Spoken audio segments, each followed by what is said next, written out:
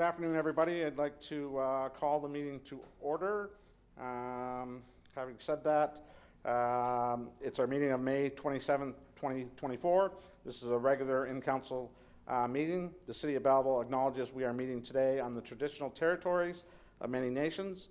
The municipality operates on the unceded and unsurrendered lands of our Indigenous peoples.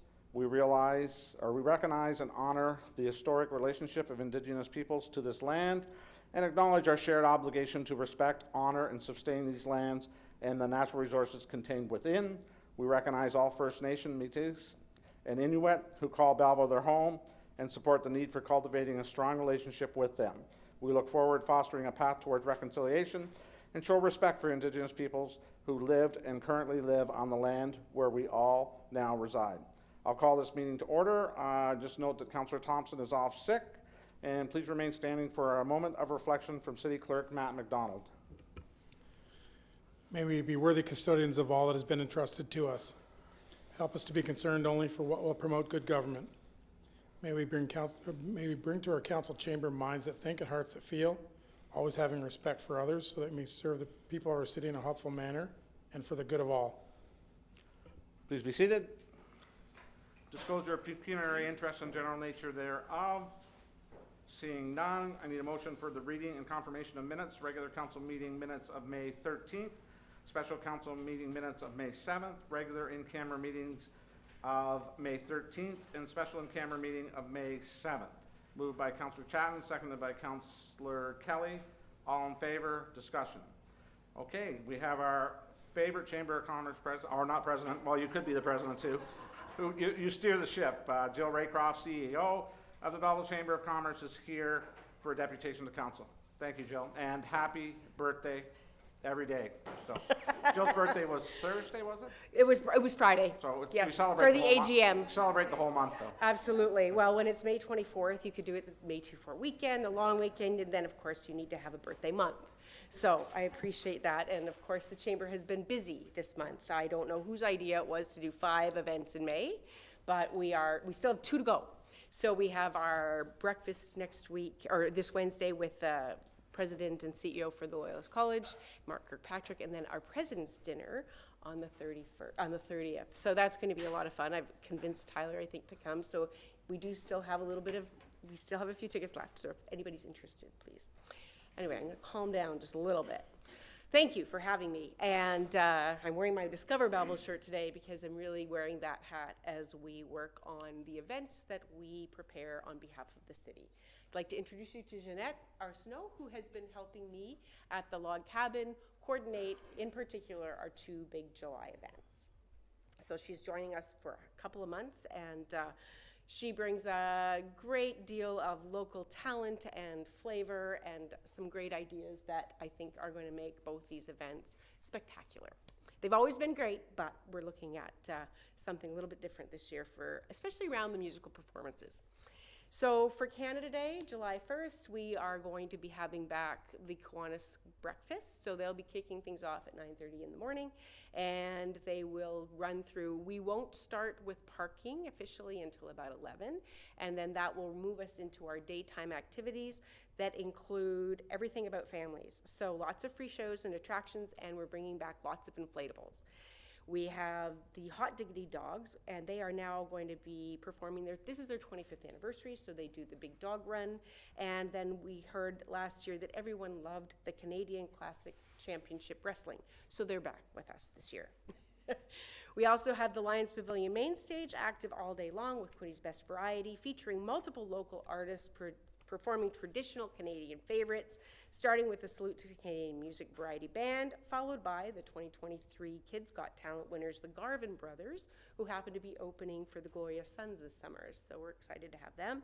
And then we'll be finishing the day program with Canada Rocks Band. So one of the approaches this year is, rather than trying to name a perfect entertainment group or try and appeal to everyone who loves that one band, is now we're going to try and bring a number of different artists together with a house band and performing favorites, whether it's, so for Canada Day, it's all going to be about Canadian music, whether it's traditional or your favorite, maybe somebody who can sing the Tragically Hip, maybe little Bryan Adams, depending on what you think is fun, but it's all going to be Canadian, maybe Stompin' Tom. So anyway, that's kind of the look at our lineup for the day for Canada Day at the main stage. We'll have buskers, we'll have Miss Canada, we'll have Mr. Mountie, we'll have Mr. Lumberjack, and Miss Stasia Canada. I'm not quite sure what she does, but Jeanette says she's great. We also have Cerna Artworks back with a new program, so that's Chris Bennett, if anybody's familiar with him, and your ever popular balloon twisting and face painting and all sorts of other little things happening around the park. So that'll be the big focus during the day, and then we'll shift gears a little bit around 7:30, and we're gonna have a lawn dance party. We're just trying to figure out exactly where the best location is to see the fireworks, whether it's out by the Tom Gavey or if it's gonna be kind of at the main entrance. People line up there, and we've got DJ Midnight, who anybody who went to the Caribbean Festival might be familiar with. He was our main stage guy, making sure everything worked. So he's going to be helping us with the dance party while we wait for the fireworks to come in at 10. Of course, there's food. Pop-ups in the bay will be available. We're bringing back beaver tails and squeezy lemonade, among some other local favorites. And then, of course, a couple of things on your list today, just confirming that we can do the shuttles and the designations that we require so that we can move forward with some of the event planning. The big thing, of course, of Thursday, July 11th to Sunday, July 14th is the Waterfront Multicultural Festival. We have been 46 years now doing this event. We've only been doing it 17. We're definitely working closely with a number of the community diasporas to see if we can enhance some of the cultural activities throughout the event. And we are looking at more cultures through music, dance, crafts, and activities. Multicultural pavilions hosted by the Jagua Peace Festival, and local volunteers offering experiences that will help us share and learn more about the people around us and who have made Belleville their home. Of course, there's always something to do with food, and we have more than 12 countries represented again, including the pierogies from Poland, dishes from China and India, pasta from Italy, and in case you've been missing the momos from the Oriental Walk, Tibet is coming. So Mexico and Thai, of course, have added a whole new level, and we continue to expand the palette with flavors from Jamaica, Syria, and we're really working hard to get the Philippines there this year. Pop-ups are a great addition to this. We have more countries there. We've lost Greece as a community group, but they are going to be there in Slovakiaville. And Nasser's Falafel is back with their amazing food. And we have a new Haitian Creole fusion vendor in the pop-ups with Haiti. So if you're coming to the opening on Friday, you'll have a chance to try them. But definitely we're looking forward to expanding what we are referring to as our multicultural food village with them. Of course, we have Canadian favorites in the pop-ups with ice cream, fries, and coffee. The opening ceremonies will be taking place on Thursday evening, starting at 4 p.m. And we're working on something and we're working with Jonathan Miracle. So anybody who attended last year, we've started the conversations with him and what would be the appropriate piece, and really making some space at the beginning of the event for our Indigenous community to share what a welcome and a blessing should look like from their perspective. So nothing firm yet, but we are definitely listening to their guidance on that. We also have a thought, we kind of joked a little bit about our demographics and the seniors and teens, and the idea that Friday is definitely a seniors day, or people who are retired. And then our Thursday night, maybe we can focus on youth. And so bringing in a DJ that might have their playlist a little bit more on tap. And then it's a full night of fun for teenagers who can go to the Midway and do some music or a dance party between times. So then on Friday, we look at the OLG main stage, active all weekend long, and we'll have NEMA, the children's choir, we have Bayakunas, we have a lot of different international acts or international performing acts, but we're talking about going back to the old waterfront days on Friday. So that's going to be local Quinte bands taking the stage, starting with their daytime lineup, including the Commodores, the New Blues Jazz Quartet, the Brian Legere Blues Project, and in the evening, we'll be looking at a very similar lineup to what we're doing on Canada Day, where we'll have kind of a house band and a number of your local favorites. So I can't divulge who any of them are yet, but we will be rolling out that lineup as we get them confirmed. But they'll be singing your favorite sounds of Waterfront, so that's what we're referring to it as this year, and favorite songs of the 80s and 90s. follow the event on Facebook. That's what I would recommend, and or the BellevilleWaterfrontFestival.com website is another place. Discover Belleville will always link you to those things. Saturday is full-on multicultural music and performances, and on Sunday as well, we're focusing on that. And we'll start with Much Loved Parade of Nations beginning at 11, and a number of different participating countries. We've been talking with the African Arts Institute, which is newly established here, the Jalgua Peace Festival, which is included with the Quinte Cultural Innovation Committee, also working with our partners at QUIS and QLIP to make sure that we're connecting to as many groups that exist here in the community as possible. Saturday night, we're going to switch over to dancing, and that again, we're looking at sounds of the Caribbean and India. So not necessarily saying who it is going to be performing, but if you're familiar with Caribbean music, I would say come on down. It's going to be a ton of fun.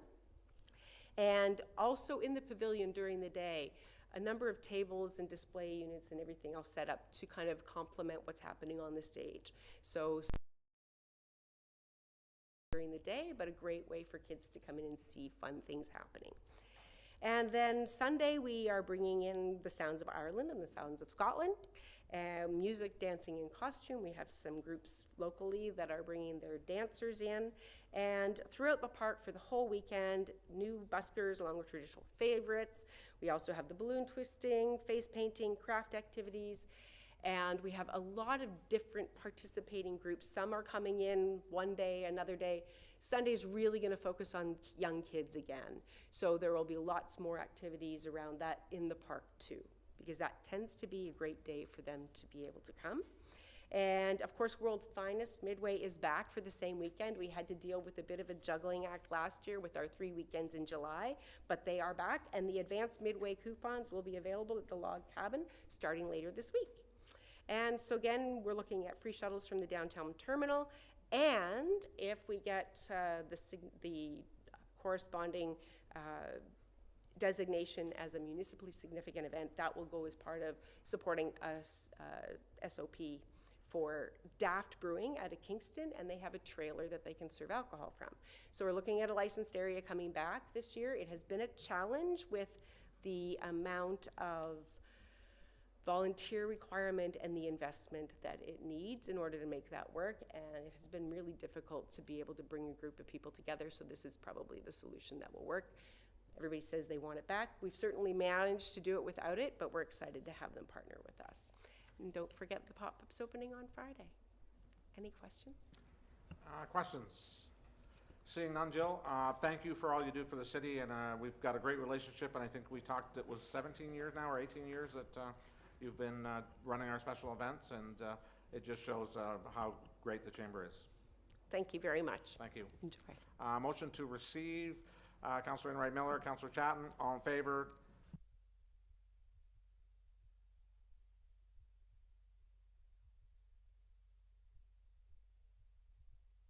Into Committee of the Whole to hear and consider reports, passing recommendations with and resolutions with Councillor Brown in the chair. Councillor Alsop, Councillor Carr, all in favor? Carried.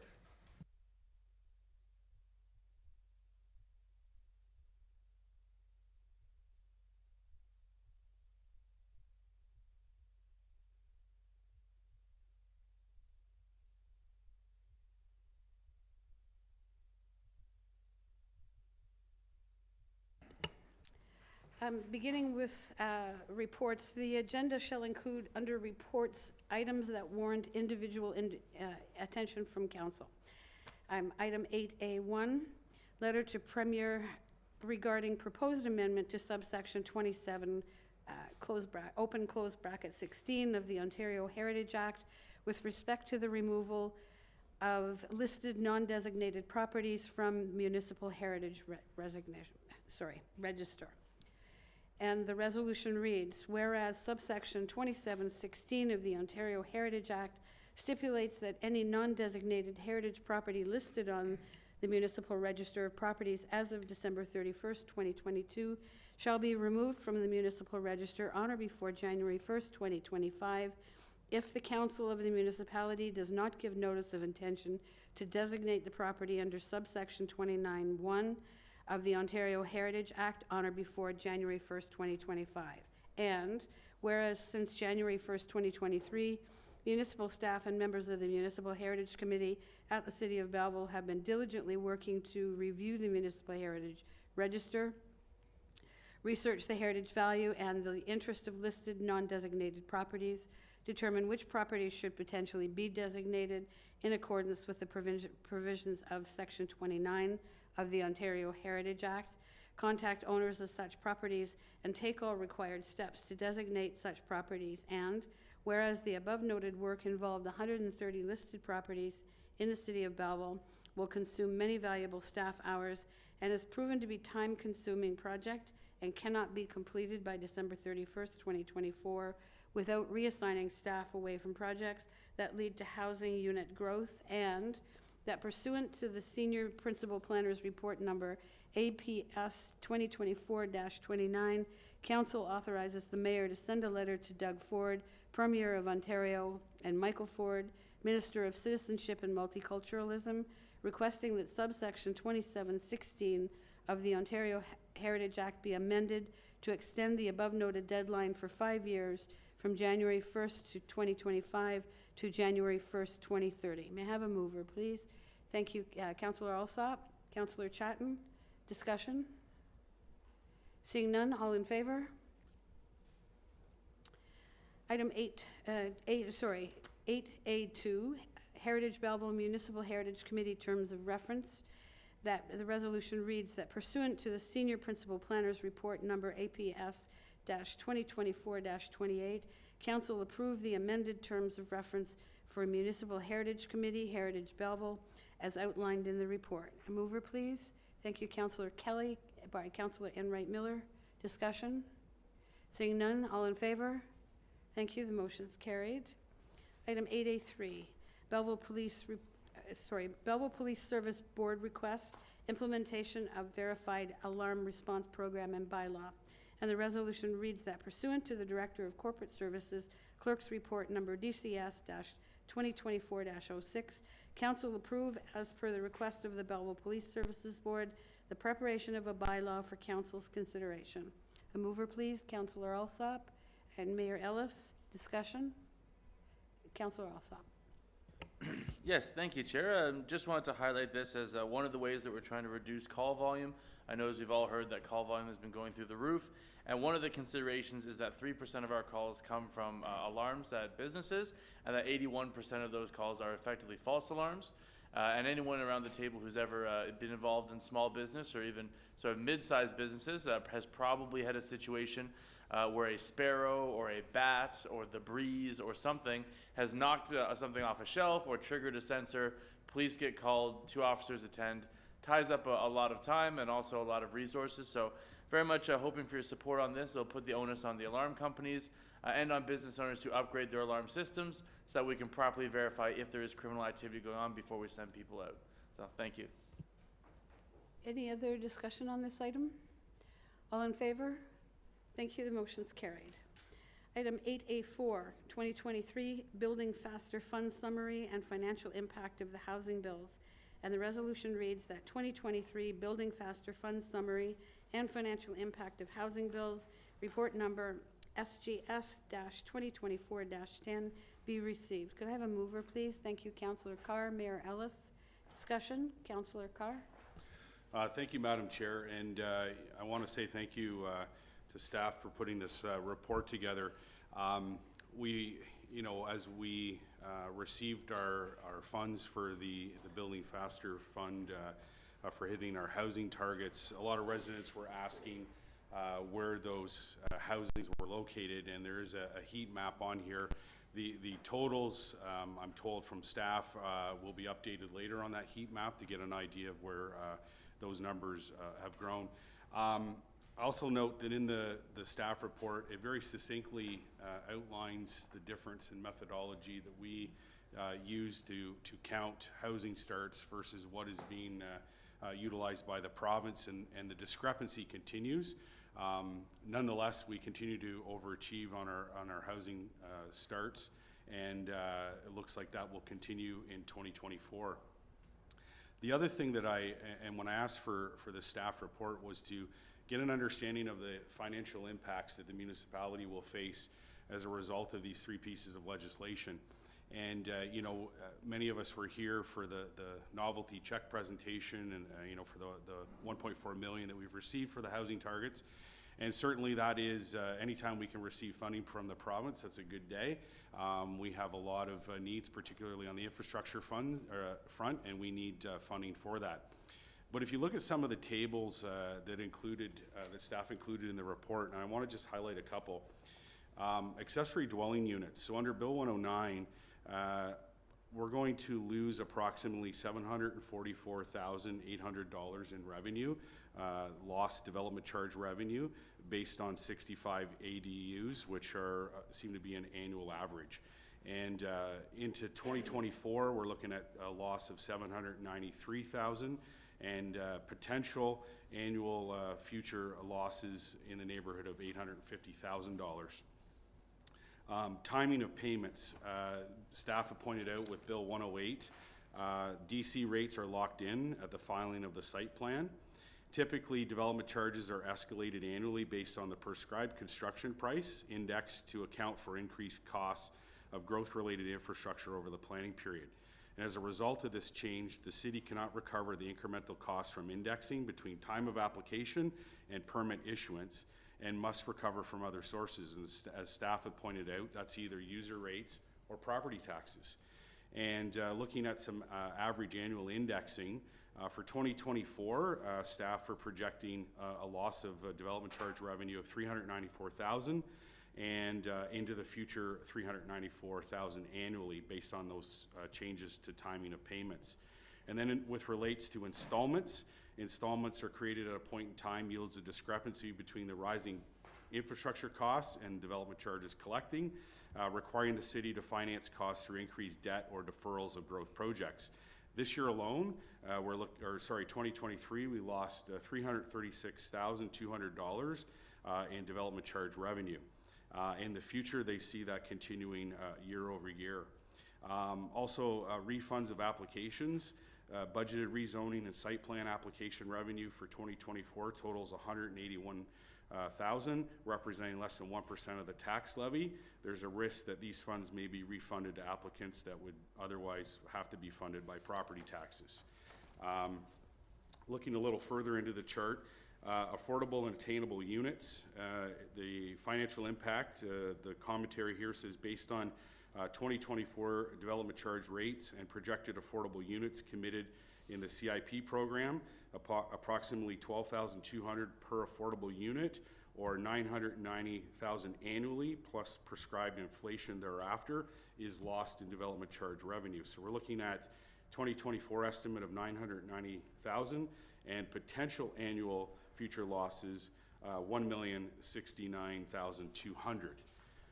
It continues. Development charge reductions. So rental housing developments are reduced by a percentage based on the number of bedrooms. So based on an average historical unit count, approximately $150,000 in lost development charge revenue annually, plus the annual indexing thereafter. So for 2024, the estimate is $149,500 in lost revenue, and potential annual future estimates around $161,500. So when you add those up, this year alone, because of Bill 108, 109, and 123, our municipality is actually out $1,081,000 in lost development charge revenue. In 2024, it's projected to be $2,663,500, and then future annual estimates are around $2,818,200. So while there's some good consequences to these pieces of legislation to help spur on development and growth and what we need in terms of our housing stock, at the same token there's money that we're losing. Now, the Building Faster Fund is meant to be an incentive. So if you build more, you get more. If you meet your target, you get 100% of the funding. If you're at 80%, you get 80% of the funding, and if you overachieve, you get a little extra. So to me, that is, a bonus for work well done. But they've taken away on the other side. And so with that, I'd like to actually make an amendment to the motion, and I have a copy for the clerk as well, so that we receive the report and the council authorizes the mayor to send a letter to Doug Ford, Premier of Ontario, along with a copy of the staff report and any other relevant materials in order to request funds in the amount of $1,081,000, which would have been otherwise collected from the City of Belleville related to residential building activities and assisted in paying for growth that have resulted in lost revenue due to the consequences of Bill 108, More Homes Act, More Choice Act 2019, and that the letter requested the Ontario government create a funding program over and above the Building Faster Fund to make municipalities whole for future lost revenue as a consequence of Bill 108, More Homes, More Choice Act 2019, Bill 109, More Homes for Everyone Act 2022, and Bill 23, More Homes Built Faster Act 2022, and that a copy of this letter be included on a future council agenda as information, and as well as sent to Todd Smith, Minister of Energy and MPP for Bay of Quinte, Rick Barisi, MPP for Hastings, Lennox, and Addington, requesting their support, and to the Association of Municipalities of Ontario for distribution to its members. So, did you get all that, Neil? I was just going to say, as opposed to an amendment, because you're the mover and the seconder, we can make it a friendly amendment. Yep. So discussion, further discussion? Then I'll call the friendly amended motion. All in favor? Thank you, the motion's carried. Item 8A5, Human Resources Coordinator Position, 24-month contract. The resolution reads that pursuant to the Director of Human Resources Report Number DHR-2024-06, that the 2024 operating budget be amended to add for the creation of a Human Resources Coordinator position for a 24-month period in the amount of $58,400 in 2024, and an annual cost of $103,200 to be funded from the Tax Stabilization Reserve Fund. May I have a mover and a seconder, please? Thank you, Councillor Enright Miller. Councillor Chatton. Sorry, it's hard to see with the sunlight here, so I apologize. Discussion. Seeing none, all in favor? Thank you, the motion's carried. Moving on to item 8B, consent items. Council may adopt consent items by one motion, but prior to consideration of such motion, members may request that specific items be removed from consideration under such motion, and council shall consider such items individually. Moving to my left, Councillor Carr. No, thank you. Councillor Enright Miller. No, thank you, Madam Chair. Councillor Alsop. No, thank you. No, thank you.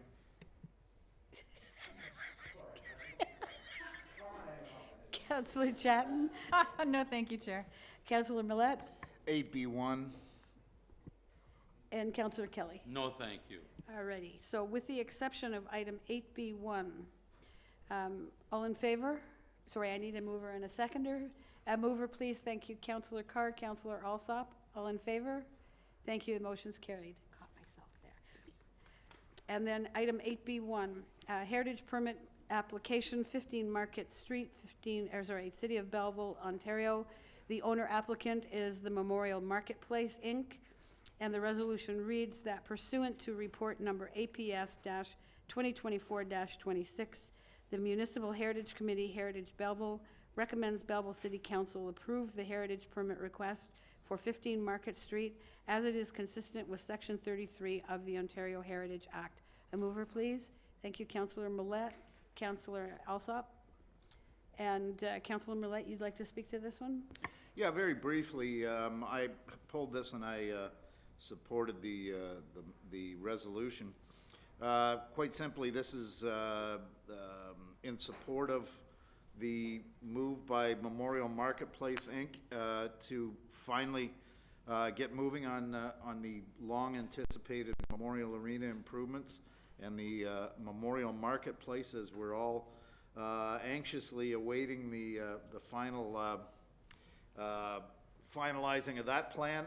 We know that the Legion has been building has been removed, so this is helping speed the parking aspect of that. I just wanted to highlight the fact that this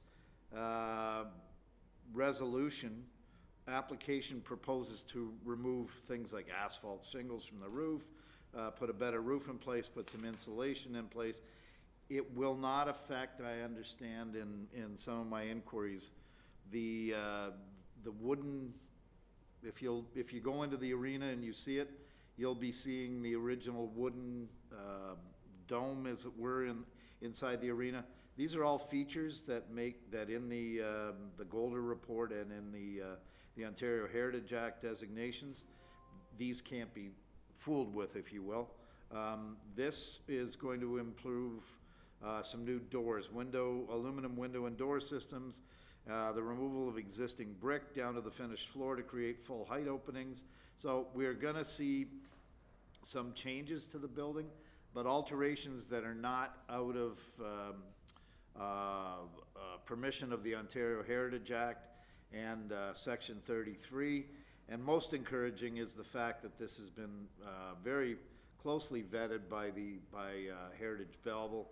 And Heritage Belleville and staff, in fact, support the proposal as it reflects the original building design and preserves the heritage value as identified with the Cultural Heritage Value Assessment Report. Again, the Golder Report is the Bible on this building. It's amazing reading, and it's been cited by a number of people who want us to preserve these architectural treasures of our city, and I wholeheartedly support the adoption of this resolution. Thank you. Any other discussion?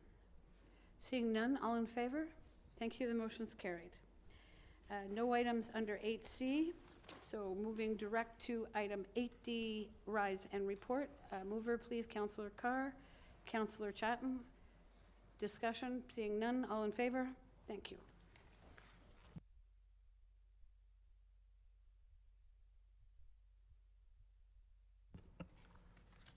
Okay, I'll need a motion for the first readings of bylaw 2024-117, 2024-118.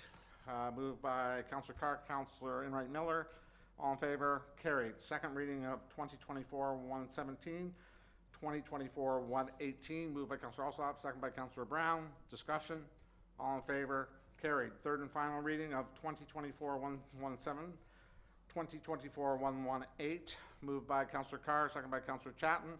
All in favor? Carried. New business. Okay, I have something here. I'll need a mover and a seconder that bylaw number 2024-120, a bylaw to improve and authorize the execution of a medical service agreement between the Corporation of the City of Belleville and Dr. Sidhu, be read a first, second, and third time and finally passed this 27th day of May 2024. Councillor Brown, Councillor Enright Miller, all in favor? Carried. Congratulations, another doctor, Karen Post. So we sent her home as a bonus. Motions, notice of motions, announcements. I have just a couple quick ones. Proclamations of May 28th is Menstrual Health Day, June as Pride Month, June as Stroke Awareness Month, and June as Immigrant Heritage Month. Moving from there, announcements, Councillor Carr. Thank you, Mayor Ellis. Councillor Brown and I will be hosting a Ward 2 Town Hall on Wednesday, June 19th at the Jerry Masterson Thurlow Community Center, located at 516 Harmony Road. Residents have asked for increased frequency of these town halls so that they can be kept apprised of issues facing our city and to hear from their two councillors. This town hall will include a discussion on the 2025 budget schedule and survey. I'm assuming there'll be some discussion about the fire master plan and other important issues that are front and center of council. And we'll also finish the evening with a question and answer. So we both look forward to meeting with residents on June 19th. Thank you. Thank you, Councillor Carr. Councillor Enright Miller. Thank you, Your Worship. I just wanted to remind everybody that tomorrow is our celebration here at City Hall for National Accessibility Week, and the event will feature remarks from Mayor Ellis, and I will have a fireside chat with Assistant Deputy Minister for Seniors and Accessibility, Minu Sikand. And Minu and I met last week over Zoom. She's lovely, and I think the information that she's going to bring to Belleville is very rewarding. We're glad to have her. And the event is from 1 to 3 tomorrow. Anybody that's interested, please sign up. We have, I think, space for about 50 people, so I welcome everybody to attend. And Councillor Kelly will be there to support, and our accessibility whole group. Thank you. Thank you, Councillor Enright Miller. Councillor Brown? Thank you, Your Worship. I'd like to proclaim the month of June as Recreation and Parks Month. In Belleville, we are fortunate to have a variety of recreation and park systems providing recreational opportunities for residents and visitors from around the world. Join us for activities in the park on Tuesday, June the 4th, from 4 to 6 p.m. at Riverside Park to celebrate this month.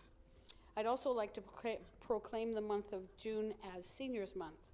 This month gives us an opportunity to acknowledge the contributions and wisdom of seniors throughout our community. Thank you, Councillor Brown. Anybody else? Councillor Kelly? Thank you. Through you, Mayor, just a couple of community events wanted to champion this past Saturday. It was Art in the Park at the Children's Safety Village, and this was all part of United Nations Association for World Day of Cultural Diversity and Dialogue. And the team there at the Children's Safety Village, Carrie Oswald, did a great job. Lots of people were out for that. And this past Saturday, I was involved with the Alzheimer's Walk, and I know the mayor was there as well, representing the city. Belleville was one of 5 communities in Hastings, Prince Edward, to participate in this event. It was at Jane Forster Park. Over 200 participated, and they had over $30,000 raised. So everybody taking a step for a family member going through Alzheimer's dementia right now. Thank you. Thank you, Councillor Kelly. Seeing none, I will move for a confirmatory bylaw resolution, that bylaw number 2024-119, a bylaw to confirm the proceedings of council at its meeting held May 27th, 24, and read a first, second, and third time, and finally passes 27th day of May 24th. Councillor Alsop, Councillor Enright Miller, all in favor, carried. Motion to adjourn, Councillor Brown, Councillor Carr, all in favor, carried. Thank you, everybody.